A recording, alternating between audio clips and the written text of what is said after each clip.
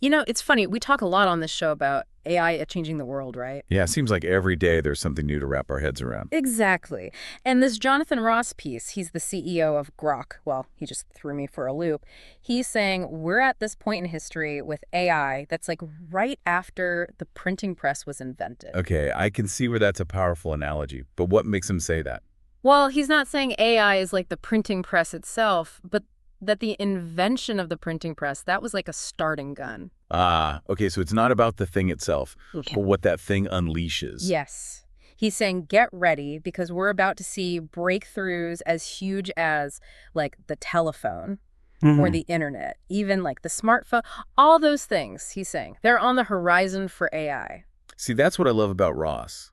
He's not afraid to go big picture, to really draw those historical parallels. Right. And what's interesting, he connects it to what we're seeing right now with large language models, you know, the whole LLM explosion. Which makes sense. I mean, think about how much hype there is around LLMs. It's like everyone's suddenly an expert on ChatGPT.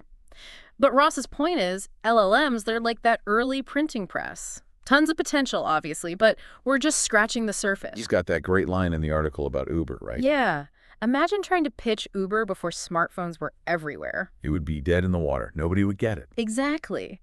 And that's what Ross says about AI. Timing is everything. You can have a great idea, even a revolutionary technology, but if the world isn't ready, it's meaningless. Which I think is a really important point, especially with all the hype, right?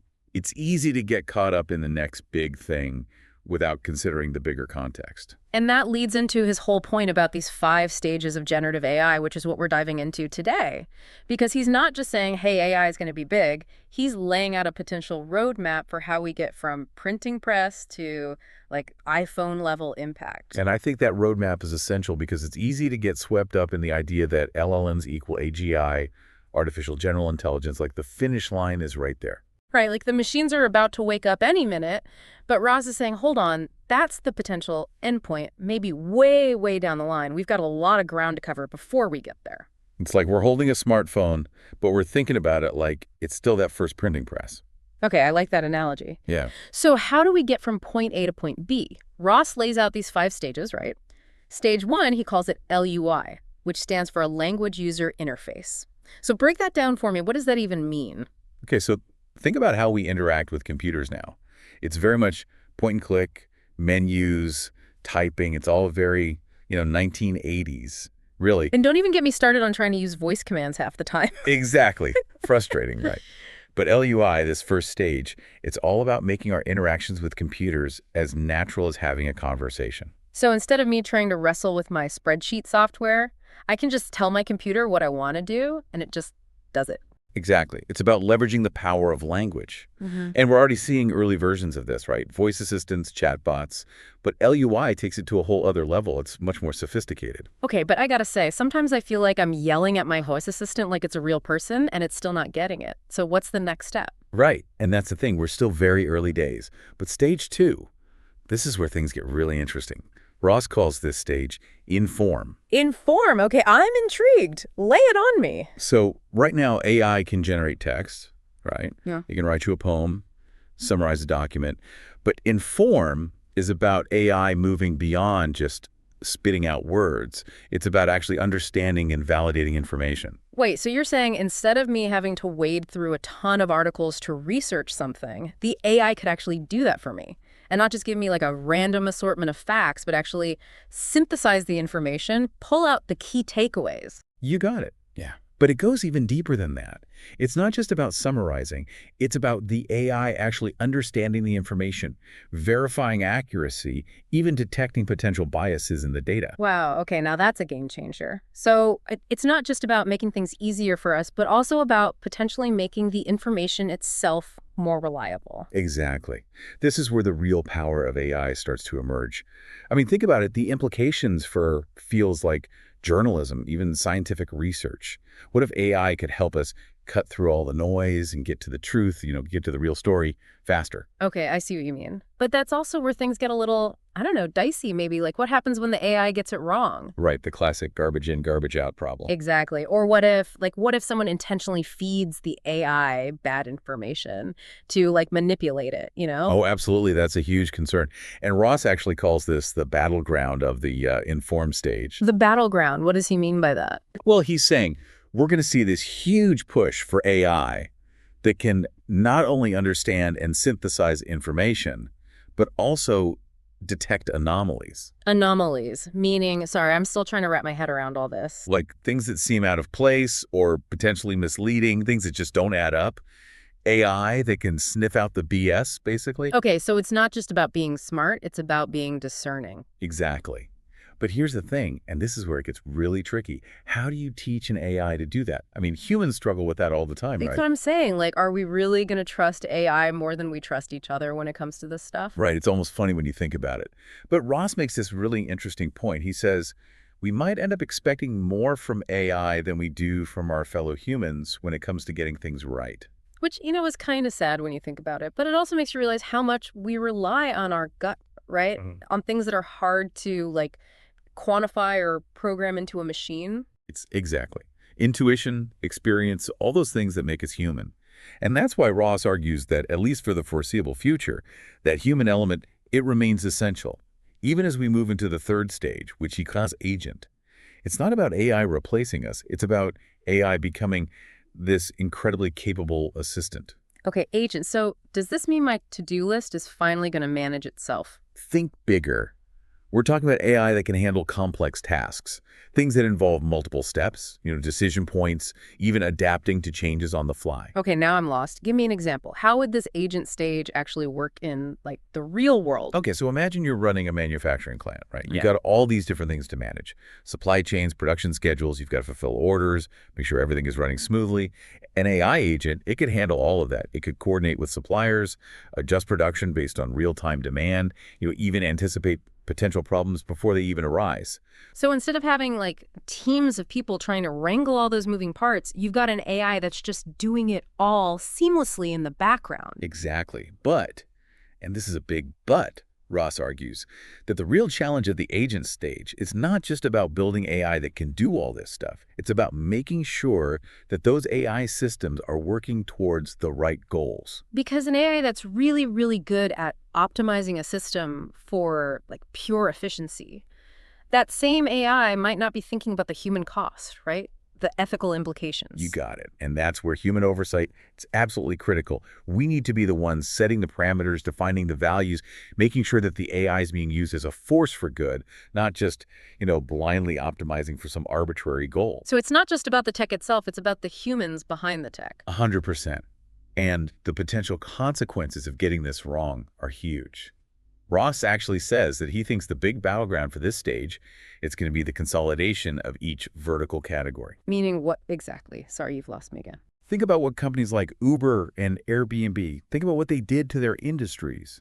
They completely upended them, right? Right, total disruption. Now, imagine that level of disruption happening across multiple sectors simultaneously, Yeah. all driven by the adoption of AI agents. Okay, now that is a little bit terrifying, and we're only on stage 3. What happens when we get to, like level 5 AI? What comes after AI that can, like, manage entire company? Well, that's where things go from mind-blowing to, like, truly, truly extraordinary. Ross calls stage 4 invent. And this is where AI isn't just solving problems we give it, it's coming up with entirely new solutions, like things we haven't even imagined yet. Wait, hold on. You're saying AI is going to start inventing things? Like what, robots that'll bring me coffee in the morning? Think bigger than your morning coffee. This is about AI pushing the boundaries of what's possible. New drugs, new materials, new forms of energy. Ross even talks about AI creating new art, new music. He really believes that AI has the potential to unlock this whole new era of creativity and innovation. That's kind of wild. But isn't that also what makes this stage a little, I don't know, scary? Like, what happens if AI invents something harmful, something that we haven't even considered the consequences of? Well, that's the double-edged sword of any powerful technology, right? Yeah. And Ross doesn't shy away from those concerns at all. He actually quotes Thomas Edison in the article. He says, "I didn't fail. I successfully found 10,000 ways that didn't work." Oh, I like that. And I think that's relevant here because invention is all about experimentation. It's about trying things, failing, and trying again. And AI, it has the potential to navigate those failures far faster than humans ever could. So we're not just talking about like incremental progress. We're talking about accelerating the pace of innovation exponentially, which is exciting, but also, yeah, there's definitely a tightrope there, right, between progress and potential peril. Exactly. And that's why Ross emphasizes that human leadership in this stage, it's more important than ever. It's not enough to just unleash the power of AI. We need to be thoughtful, we need to be deliberate, and above all, we need to be responsible in how we guide its development. Okay, so this is a lot to process. We've gone from talking to our tech to AI potentially inventing the future. It's exciting and terrifying all at the same time. So what happens when we reach the final stage, this proxy stage? What happens then? So proxy, this is it, right? The final stage in Ross's prediction. And it's not just about AI making our coffee or even inventing new gadgets. He's talking about AI making major decisions. Yeah, this is where it gets really interesting because we're talking about a fundamental shift in how we think about leadership, Hmm. about decision-making in general. Because up until now, we've been talking about AI as a tool, right? A really, really powerful tool, but still a tool. But with proxy, it's almost like AI graduates to this whole other level. It's like saying, okay, AI, we've taught you everything we know. We've given you access to all this data. We trust you to make the call. Yeah. And it's not just like deciding what we should have for dinner. Ross is talking about AI potentially making decisions about companies, even like entire government organizations. That's a big deal. It is a big deal, and it raises all sorts of questions about what it even means to be in charge in that kind of future. Right. Because if AI is making most of the day-to-day decisions, what are we doing? Are we just sitting back and like watching the show? Well, Ross would argue that our role, it shifts from being the decision makers to being the kind of the architects of the system. We set the goals, we define the values, we make sure the AI is pointed in the right direction. And then we cross our fingers and hope it doesn't like decide to take over the world. Yeah. Sorry, I couldn't resist. It's funny because it's true.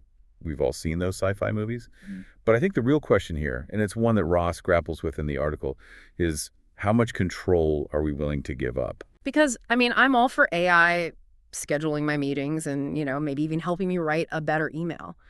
But AI deciding which job offer I should take or how I should invest my money. I don't know about that. Right? It's about drawing those lines. And Ross talks about this idea of reversible decisions versus irreversible ones. So, ordering groceries online. Reversible, pretty low risk. But like life-changing decisions, that's where we need to be incredibly careful. He uses this really interesting phrase. He talks about the leader-only endeavor.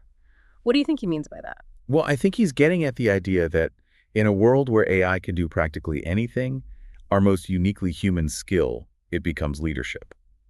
But not just leadership in the traditional sense. Right. Like being CEO of a company is one thing, but being like the ethical guide for an AI that's making decisions that affect millions of people, that's a whole other level. Exactly. And it's not just about telling the AI what to do. It's about asking the right questions. It's about anticipating unintended consequences. It's about making sure that the AI is aligned with our values, with the greater good. It's almost like the ultimate test, isn't it? Not just of our technological prowess, but of like our wisdom and foresight as a species. I love that. The ultimate test. I think you nailed it.